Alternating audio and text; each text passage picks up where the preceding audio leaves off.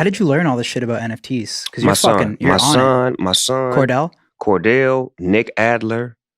Well, mainly Nick was the first one that brought it to me. Nick was always pushing the line on doing this and doing that, and then Cordell started easing me into it by explaining it to me to where, you know, what, like we say in nigga terms, so I could understand it. Because Nick was talking in technology terms, and I couldn't really figure that shit out. So Cordell helped me understand it.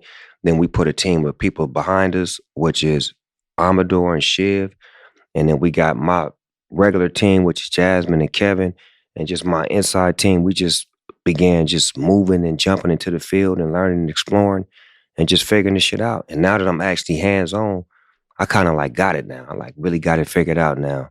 And that's what Nick always wants. He always wants for me to learn it myself. So that way when we ever having conversations, I don't look like a dummy when motherfuckers start asking questions. I know we met a lot of people that you can kind of tell they're just they getting be like, into it because it's trendy and shit. Yeah, just saying some shit that somebody but programmed. you know, you could tell when you speak about it, you're like educated on it. How cool is that it's like a father-son type duo? That's fire. That's the dope shit right there because, you know, naturally I want him to be a football star because that was my dream.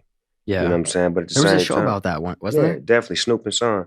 But at the end of the day, it's about him having his own dreams and making his own path. And it just seemed like business was more important to him than sports. And how can I knock that when that's what we push in our family, to be the best at who we can be?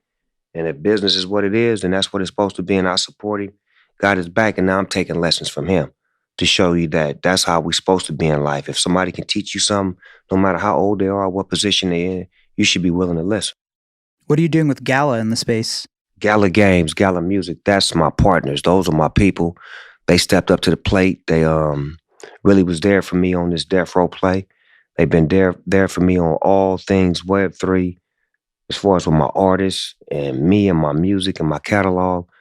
I just love working with them because they're like a high-end version of what I'm doing on OpenSea.